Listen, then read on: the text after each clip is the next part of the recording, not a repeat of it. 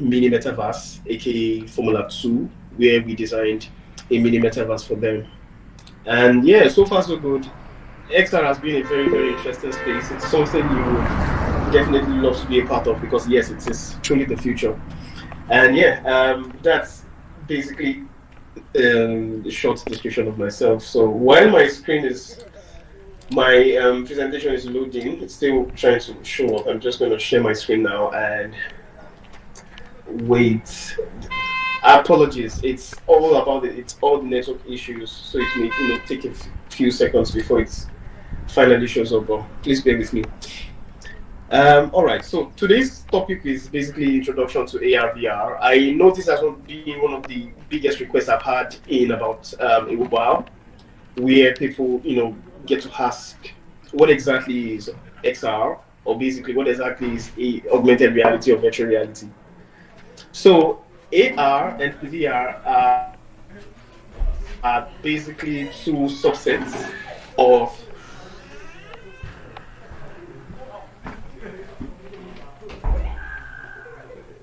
in the truth. XR is a compound name.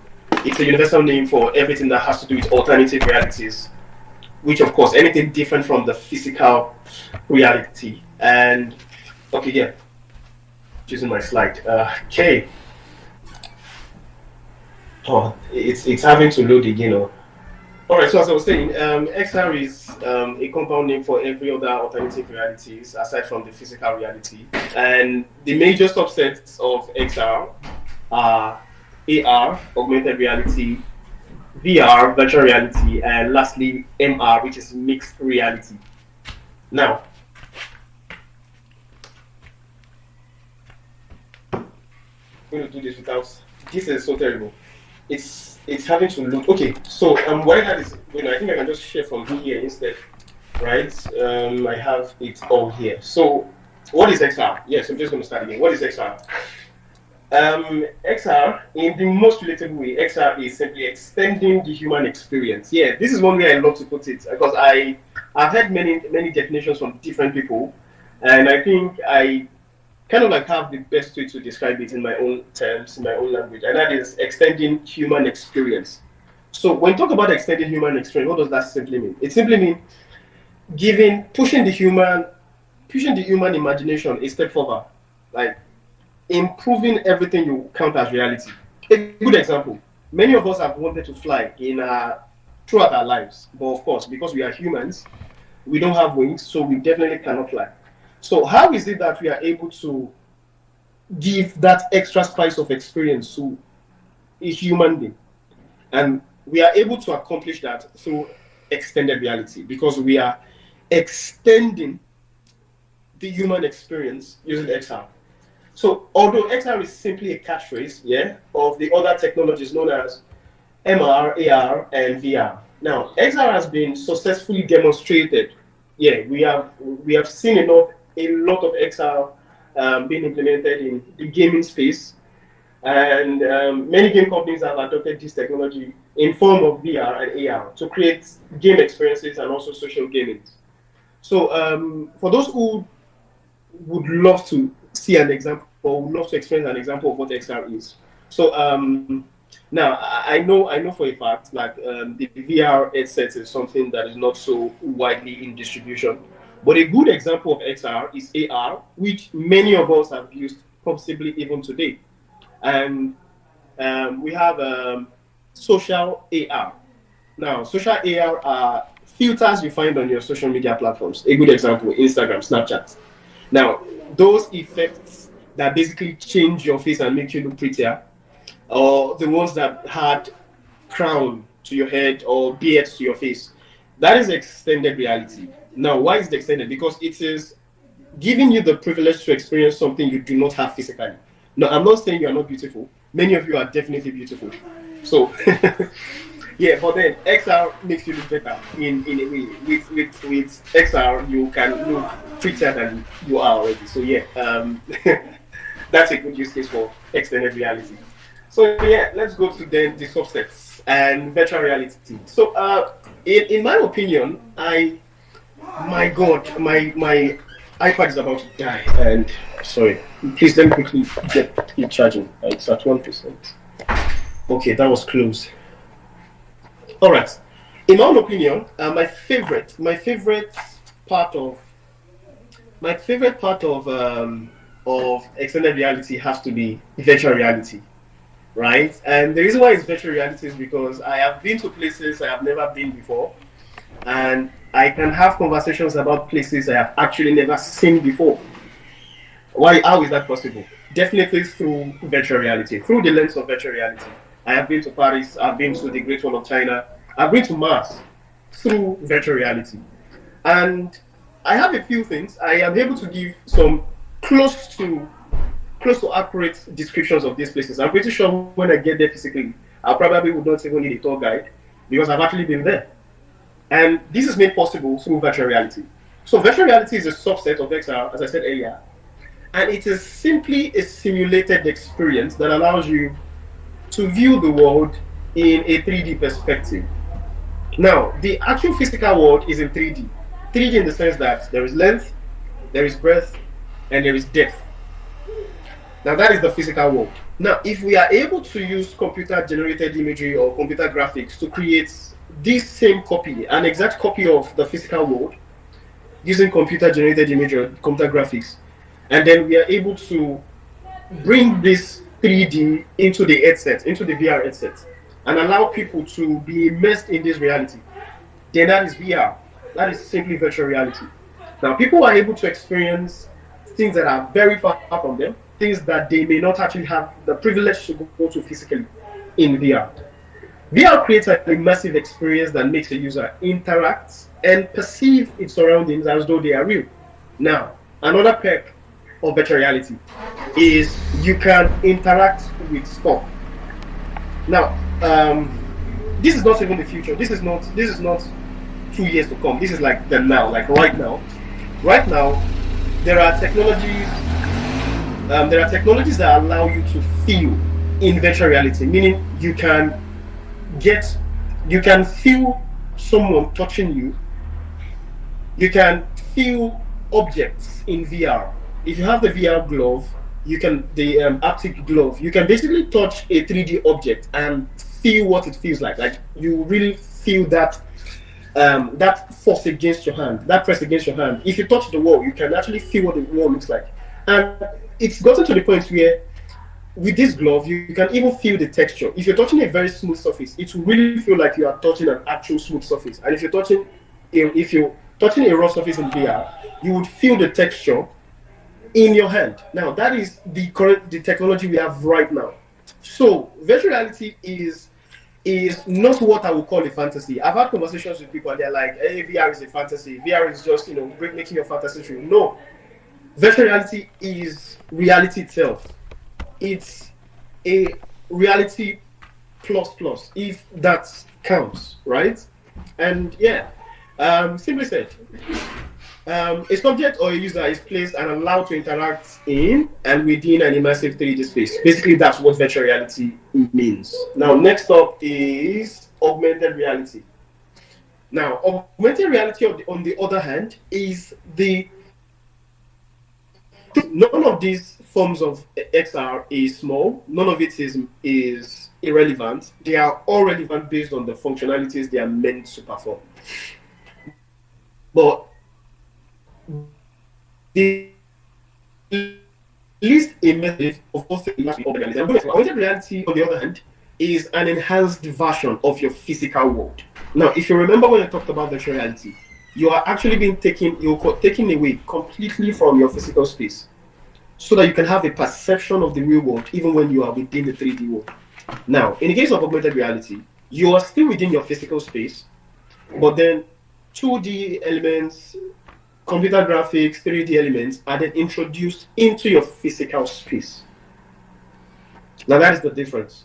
And you are able to perceive all this through a lens or a screen, most of the time through your smartphones.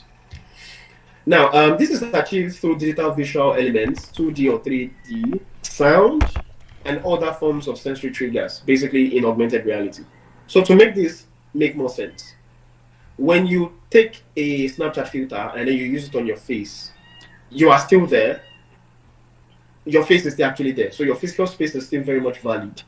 But something has been added to that physical space, and that is augmented reality. On the other hand, there are some experiences where you're probably allowed to scan a flat surface, and then you can add an object on that flat surface.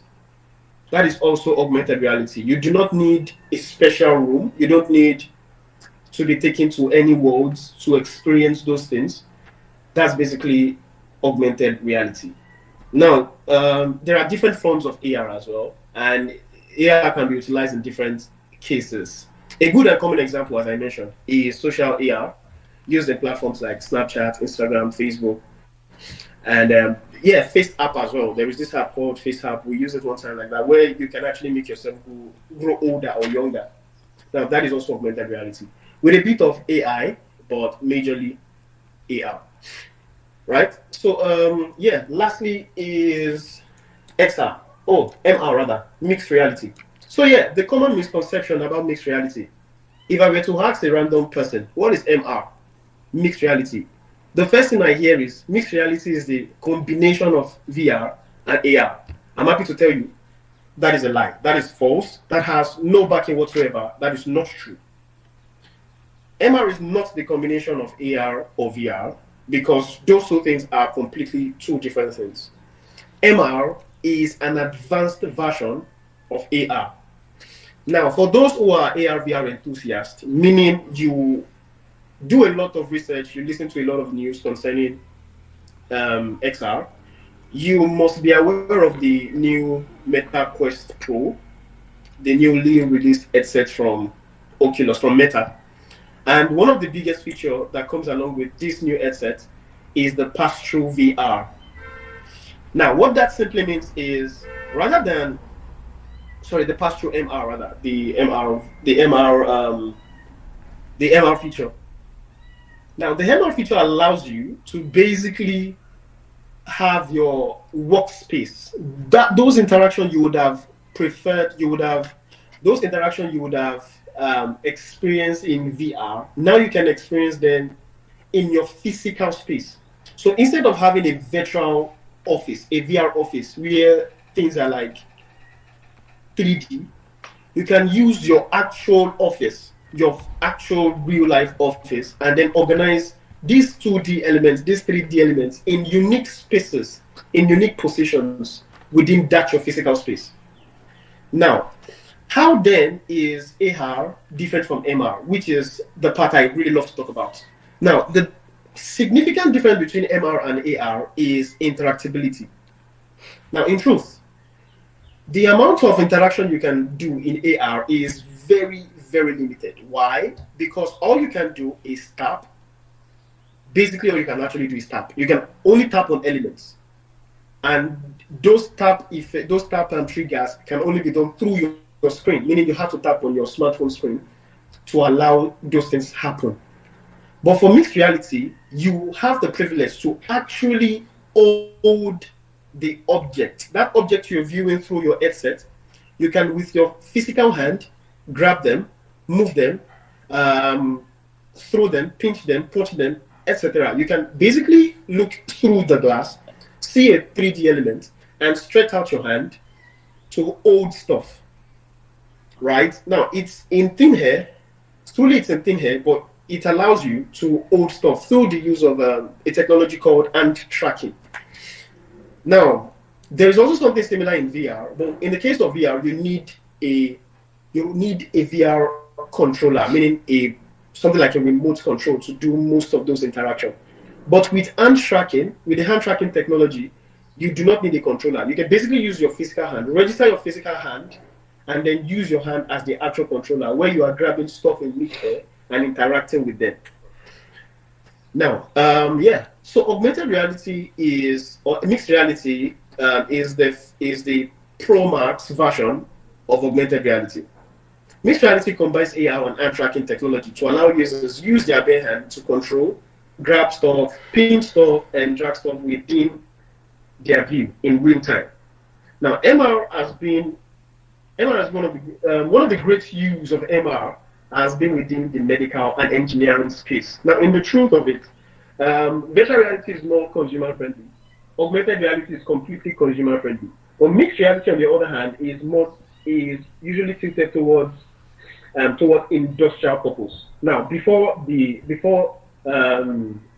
Facebook, before Meta, announced the price of the headset, Microsoft were like the biggest contributor to the MR space, and the Microsoft headset, the HoloLens, Microsoft HoloLens, cost about $3,000 US. Now, $3,000 US. No matter how enthusiastic you are about XR, $3,000 for a headset is ridiculously expensive, right? So, and that is because majority of the time, these MR devices, are mostly used in hospitals, in like sophisticated hospitals, engineering firms, and the like, industrial firms basically. So of course, for an industrial firm, you are most likely able to afford such a device. But since XR is becoming something very relevant within our individual lives, thank God for the likes of Meta, who have now released a headset that's just about 1,400 USD, which of course is still expensive, but it's more accessible.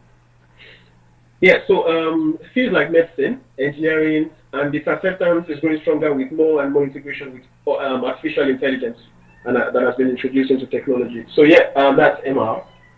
Now, of course, how does this affect you? Like, what is your business with this? Because most of the stuff I've mentioned sound like, what then do I do as a designer? How am I relevant in this space? And yeah, because of the growing acceptance of XR, it has become important for UX and UI designers to become an integral part of the product team. Good. So I'm going to tell you a brief history of this technology.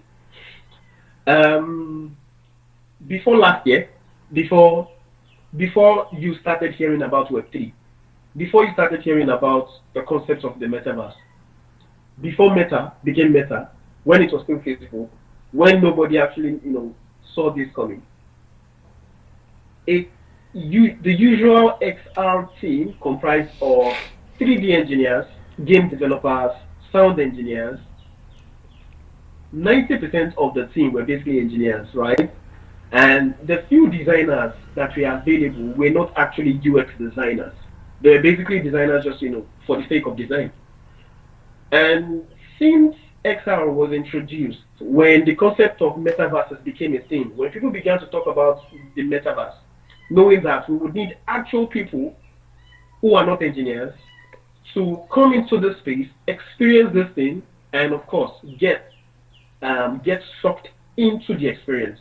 It simply means it is time for us to begin to consider people who are experts in the field of studying people and creating designs for people, or basically designs for humans, to be a part of our team. And since that, UI UX designers have become a very, very important part of any XR team. A good example, myself. When I joined the team at Launch.io, one of the first few things I had to do was understand how XR has been influencing people's lives, how XR can be improved. Like, I had to do a lot of study on typography in space. So, of course, it's a concept. Typography in space. Many people don't even know what typography in space means. It simply means writing in thin air. How do people perceive writing in thin air? Now, we've seen writing on canvas. We've seen writing on flat surfaces. But how would people perceive white text in the middle of the head? Those are things that I have to study to understand if it is necessary to use canvases in some positions or in some situations, or we can have the free privilege to create or to write text in thin air. Those are like concepts we have to study. Another example, when people walk in virtual reality, your brain is telling you you are actually not walking. So how are you able to create a design that would need people to move around when their brain is telling them they are not moving, and it will not cause motion sickness? Like, we said, several weeks of research to understand all those things. Things which engineers would just be like, fuck it, let's just do something. They would enjoy it. Those are things that I had to understand, create design patterns for them, understand the concept of vignette and vignette shadows and stuff like that, so that experiences can be further improved. Now, tell me, for a fact, the UX designer is becoming the biggest asset of any XR team. Now, finally, the product I'm currently working on is XR for web developers. A good example, there are no design systems for extended reality. Have you heard of any? There is none. There is no design system for extended reality. One of the things I had to do was understand how should the web look like in VR. We've seen the web in flat screens. We've seen the web on a 14 inches Mac. We've seen the web on a 32 inches desktop. We've seen the web on our smartphones. But we've not seen the web in VR. What should the web in VR look like? I had to do several months of research to understand what the web should look like in virtual reality. And it's been about 10 months now since I've been on that journey. And right now we have a working system, a working design pattern, a working design system for building websites in virtual reality.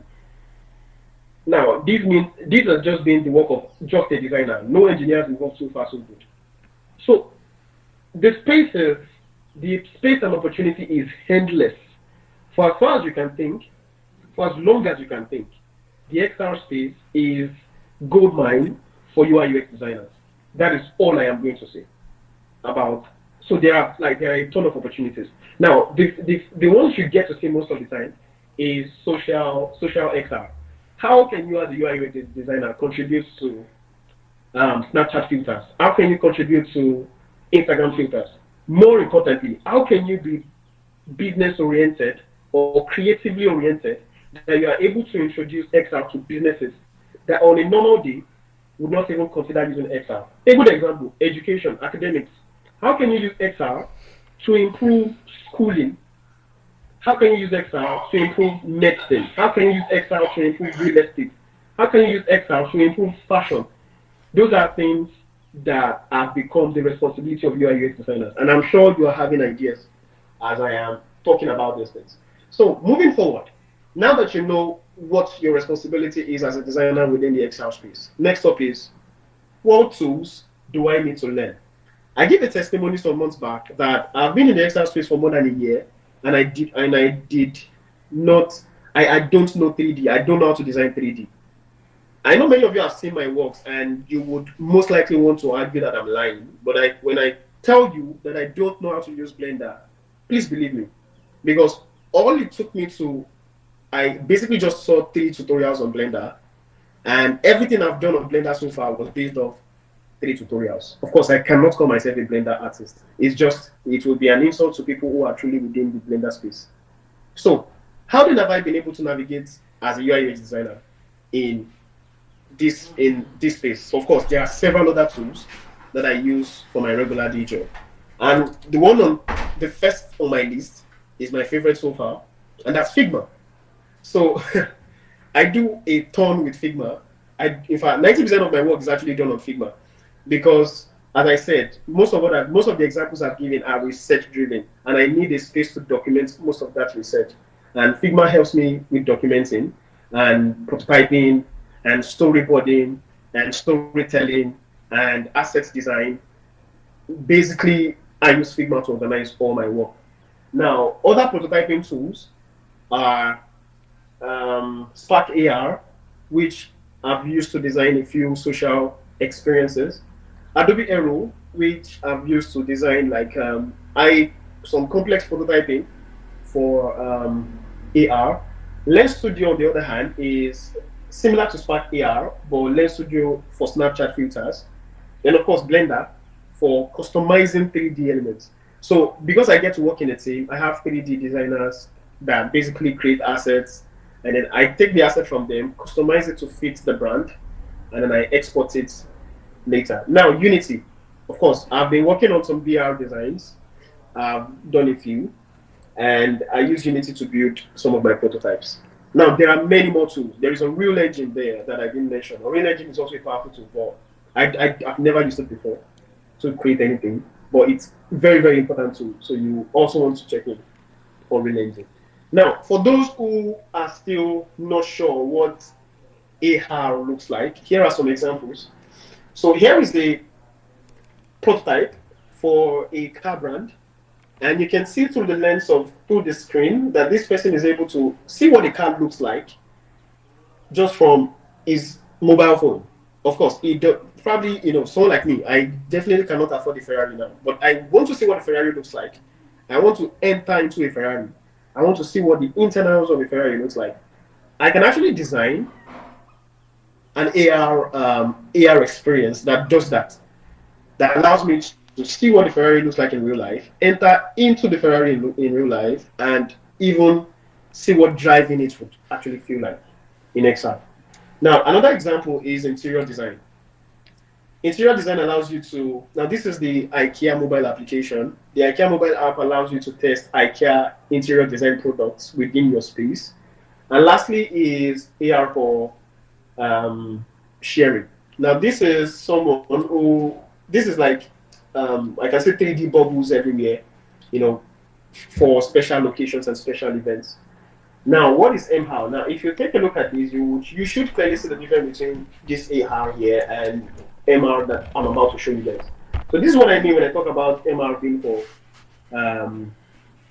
the industrial space. So you can see this is an engineer looking at an engine. Now, the beautiful thing is that this engineer is actually able to interact with the 3D object he's taking a look at from the lens, move things however he wants to. A good example, you are a new staff of a automobile company. You definitely have never even saw what the engine looks like before. With the MR lens, you can see what the engine looks like, perform different operations on that engine, dismantle the engine, pair the engine, and really, by the time you eventually see a physical engine, you most likely know 90% of what you're actually dealing with. So yes, a lot of the time, MR looks like holograms, but of course, unlike holograms that you can see physically, you need the headset to see stuff in MR. Now, this is another example, which of course currently exists. We are using AI. Doctors can scan a living body, and AI would create 3D generated imagery of that particular living body, and doctors are able to make test operations on that 3D model so that they can guarantee up to 99% of surgery success. That is beautiful. That is breathtaking. That is the future itself. So here is a good example of an actual human body being seen through the lens of an MR glass. And finally, of course, your space. You can organize your space. You can put stuff on your actual table, and every time you put on your lens, your HoloLens or your Quest Pro, you are able to see those things you've organized within your physical space. So your physical space has now been improved.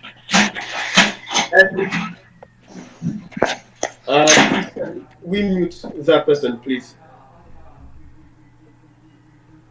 All right. Lastly, virtual reality. So unlike the other ones that we can actually take shots, if I take a shot of what VR looks like, you probably wouldn't understand what VR still looks like. So I have 3 examples here. Here is what a shot of VR looks like. Now, in real life, this person is supposed to be like an avatar, and they're able to, you can see everything within that space is 3D, except for the human person itself.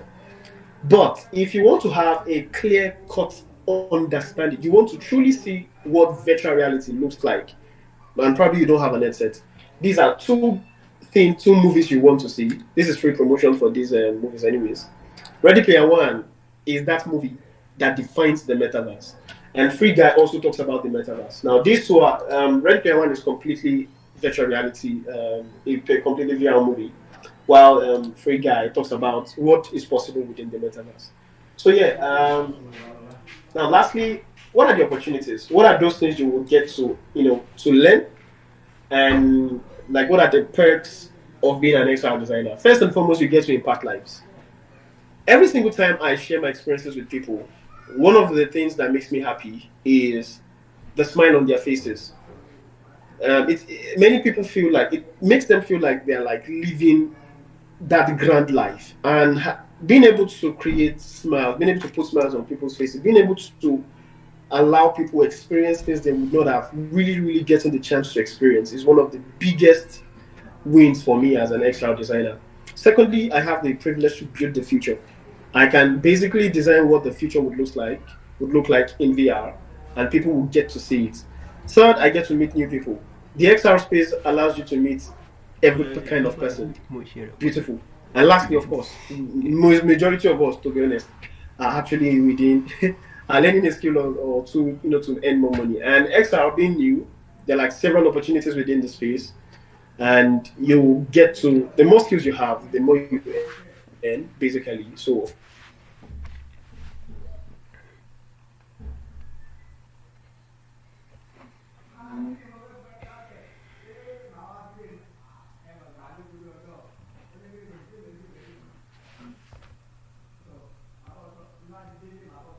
and hope I've actually put some interest in you as regards, learning extended reality. Yeah, thank you very much. Thank you very much. That's it. I hope I didn't, I hope I didn't waste your time.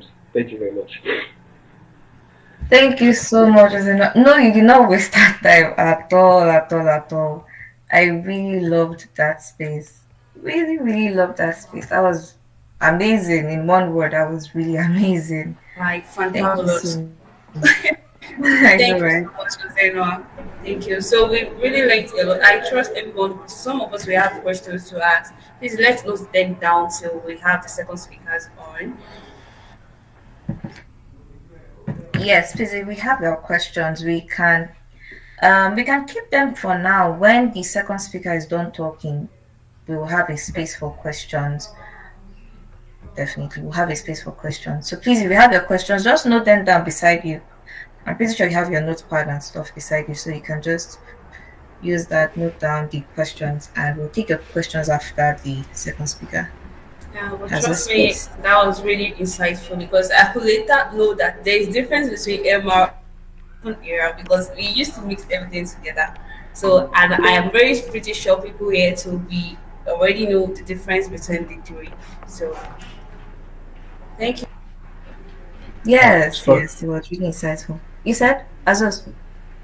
yes, we want to have a game for like 5 minutes. Daniel, are you here? Yeah, good stuff. Yeah, you can I'm go ahead. coming. Oh, okay. Good afternoon, everyone. So, I'll be sharing. Yeah, we are going to be creating a word map right now. I'll be sharing a link for us to kind of join. Okay. Uh, okay, you see it in chat now.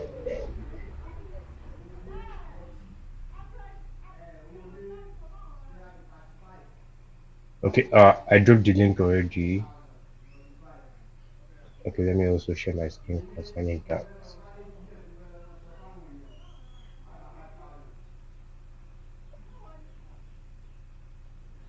Okay. Daniel, could you briefly put us through how the game will go? Okay. So we are trying to create a word map right now. Okay. I'm coming. I'm trying to pull up how word map look like for us. Can you see my screen? Yes. Yes, we can. Yes. Okay. So, what is the code? Okay. Okay. Yeah, I'll be dropping the code now. So, uh, okay, 6845 6278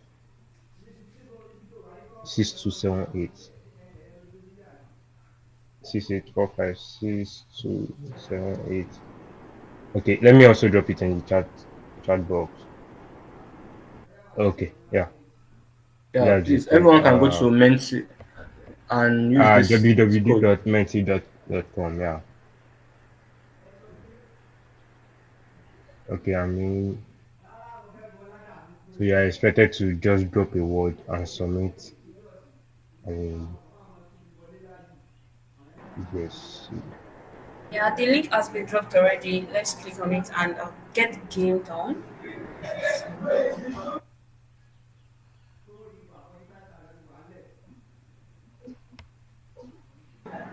There's going to be a prize for the winner of this game.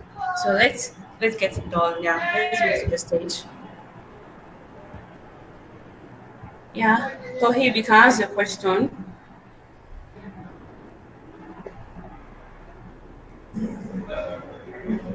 Hello. I mean, I made just a question on the Mentimeter. Oh wow. All right.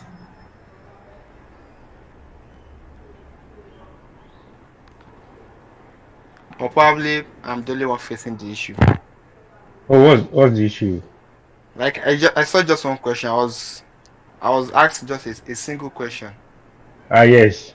Oh, all right then. Yeah, you have to drop a word concerning GDSC. All right. Okay. I thought it was a glitch on my end. Oh no.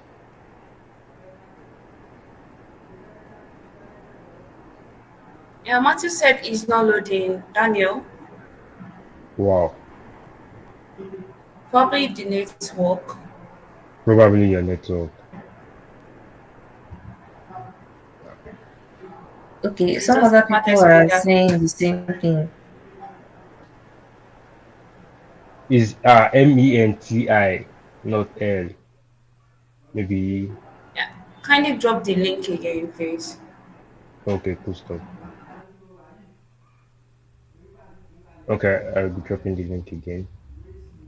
You started seeing some amazing input already, so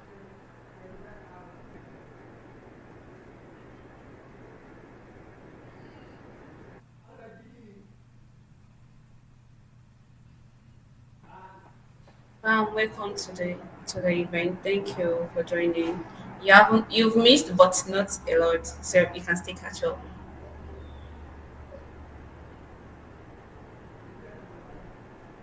Okay, so describe GDSC in one word. I'm just going to read that's what I'm seeing on the screen so that we can. I I'm guess you seeing should be seeing 75 exclusive, responses. exclusive, awesome, insightful, community, fantastic, life, learning. I can't say, okay, impactful. Oh, fantabulous. Why do I have a suspect in mind for that one? I think I am my suspect. Okay. Inspiring, helpful, great, amazing. Okay.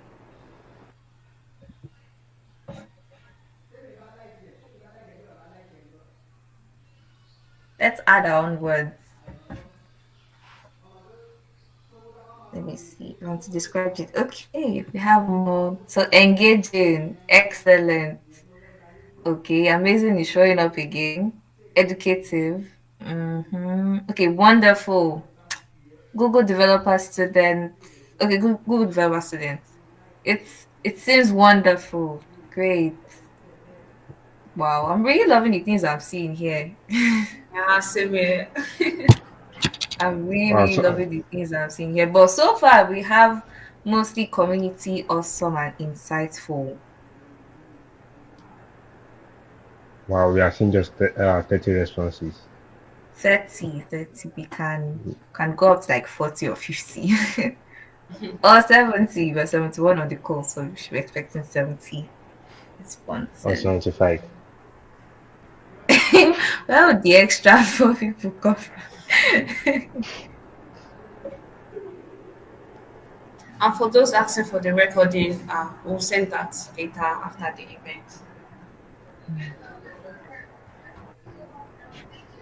In case if maybe you're a bit lost, we're playing a game on the Menti platform. So you just check the chat box and then you see the link there so you can once you join with that link, there's a code. There's a code you have to put in, and then you can answer the question. Okay, So it's first, 34. you said 34. okay. 34. Oh, glamorous! Ah, that's such a nice word. That's such a nice word. Okay, inspiring. Not sure if I've said that before. Helpful. I feel like I've said helpful before. Yeah, mind blowing. Okay, someone said GDS is like a life changer. Wow, that's something. That Yeah, is please let's stop at something. 35. Okay, Okay, okay. okay. So, All right. all right, no problem.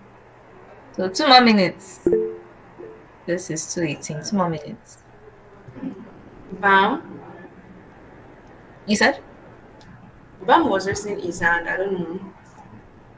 Oh, I didn't see that. Let me see.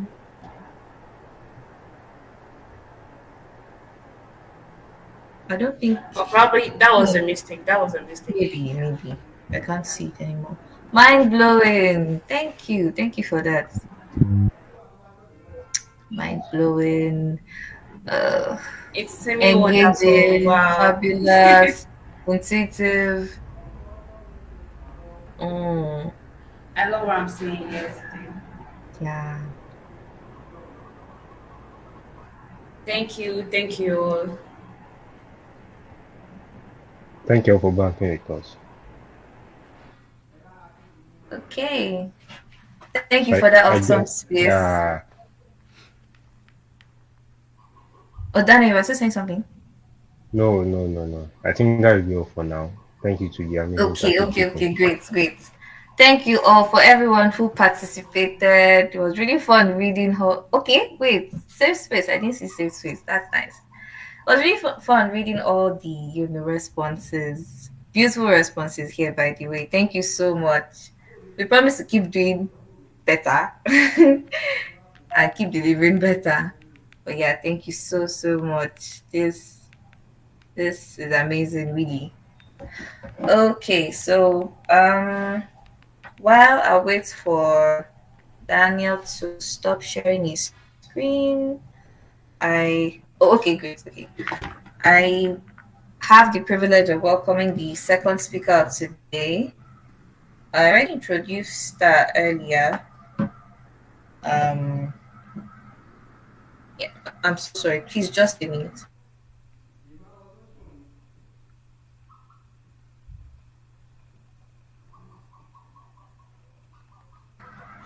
Okay, so our second speaker is Miss Rahimat Atata, and she'll be speaking to us today on finding your niche as a designer. So I know that can be a bit troublesome for a number of us. It can be a bit difficult. So she's here to put us through on how to find our niche. So please let's welcome her in the comment section while I check if she's on call with me. Miss Rahimat, please, are you on the call with me? Yeah, I'm here. Hi. Can Hi. you hear me? Yeah, welcome. Thank you so much. Okay, so let's keep the welcome coming. Let's keep it coming. The floor is all yours. Okay, awesome. Hi everyone. Thank you for having me today.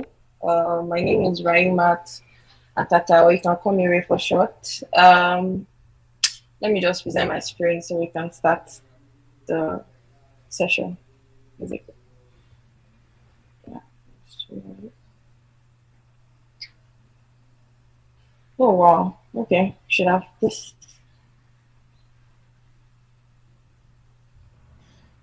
Okay. Sorry, my parents trying to share through my step one screen, but saying that let's see it.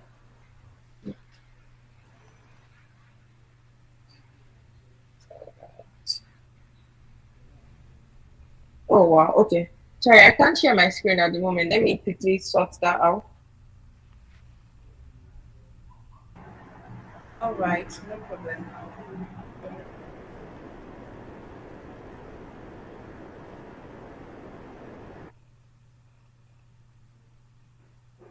Okay, no problem at all. But while she's doing that, can we quickly type in the chat box maybe if we've had experiences in how difficult it is finding a niche? Can we just type that in the chat box? Like just say something about how difficult it probably was for you. That is if you have found your niche now. And if you're still having troubles finding yours, how the journey has been, let me put it that way. So we can just type that in the chat box while our speaker is getting ready. And please don't forget to take a screenshot and post that this is where you are using our hashtags.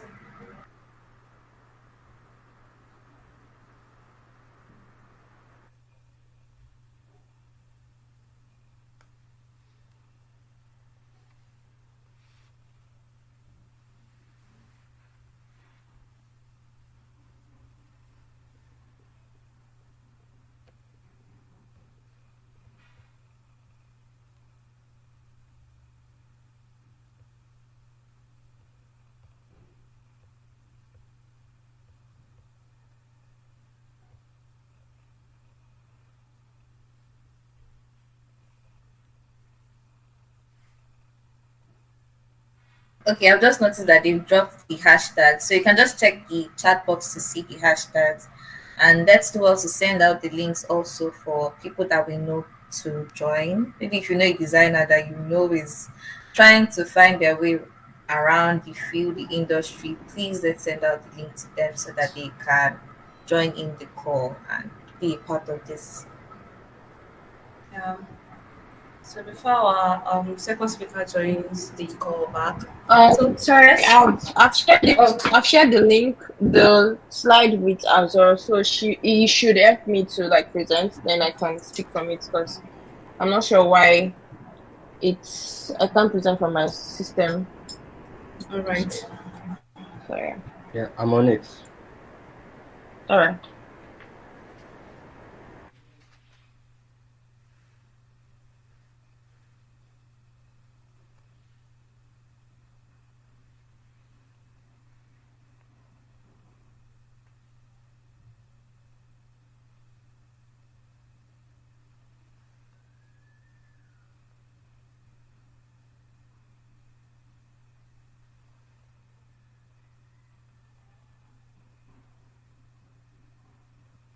Okay, have you been okay? Awesome.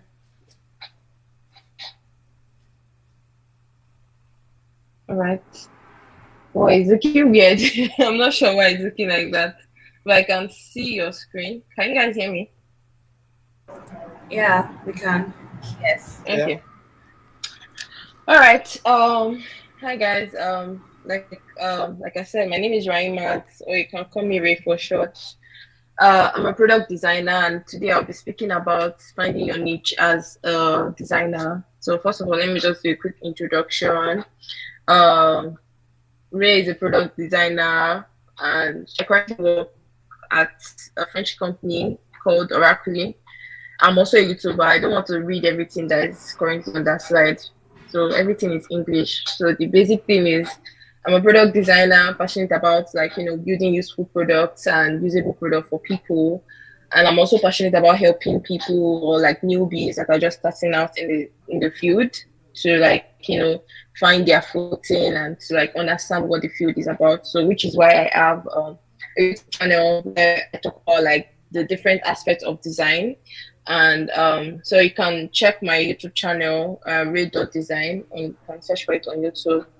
I have a couple of videos where I've talked about like the different aspects of design. And if you have like, any questions or anything that you'd like me to talk about, also you can shoot me a DM on Twitter or Instagram or LinkedIn, Raimat_Atata. So, anyways, one fun fact about me. I really hate staying at the back anywhere I am. Like, I don't know, I just hate the back. So if I have interest in something, I want to be at the front. Like I want to be literally staring, even if I'm not interested in that thing. To be honest, like sometimes I remember back in school when I used to like I would sleep in class. Literally, I know I would sleep in class, but I would still be sitting down in front. Can you imagine like somebody that would sleep in class and would still sit down in front? But yeah, I hate staying at the back. Even when I go to the gym, I just hate the back. But yeah, like that's just like one fun fact about me. So yeah, let's move forward. Next slide, please. Okay. So what does having a niche mean? Basically, so when we say niche, I like to classify it as like specialization, right? So a niche is a specialized field of interest or expertise. So basically, it's just finding that thing that you're interested in, and if you're a designer, like looking for the part of design that you really love to do, just like Ozenwa is a product designer, but his niche is now into like AR, VR, XR, and the whole extended reality space. So yeah, so that's like just like the basic definition about like what a niche is. So the next thing I want to say is that one beautiful thing about design industry is the endless possibility and easy accessibility to work in any professional sector or field. The thing is that we as designer, we're actually very lucky. I think I count ourselves lucky because unlike other professions, like bankers and or like they can't do anything more than just calculate numbers, right? Like they are stuck. I feel like they are stuck in like the bank or like doing stuff that are relating to finance. But as a designer, like you have the opportunity to even work at the bank. You have the opportunity to work in the medical space. You have the opportunity to work in the engineering space, right? So like the possibility is endless, and because we have that like very wide range of wide range of different sector in which a designer can perform beautifully well in, it makes it very difficult sometimes. Next slide, please. Sometimes to have a niche. So having a niche or being a specialist, as I like to call it, can be a bit difficult for newbies or a beginner in the design field or in any field basically, because as a beginner you don't know what is what. You don't know like if like graphic design is going to be like a niche for you, or like if product design, if UX design is something you like to do, or if your user research is something you like to do. And one thing I always say is that, please next slide. One thing I always say is that as a newbie, it's better you are a generalist first before you decide to be a specialist or like to have a niche. So generalist in the sense that try to do a bit of everything. Not you might not have, you might not necessarily have to do everything. Just having the knowledge is enough, like understanding what each field like is about. And if you have the bandwidth, try to do it. For example, when I started out, I was into when I started out in tech, because also tech has a very like very wide space. When I started out in tech, I was into development. I was into okay, so I was into development in like in terms of development. I did web development. At a point, I was doing mobile. Even Ozenwa, we did it together. We were learning Flutter at the time. Like literally, we were so serious about it then. And then at some point, I think I did backend for like 2 days or 3 days. I remember back then I used to disturb Koku, a friend of ours in school. So I did it for like few days. So like just having, because at the time I'm just still trying to understand what I really want to do. At the end of the day, I ended up doing design, after like doing all those other like all those aspects of development. Then I ended up like going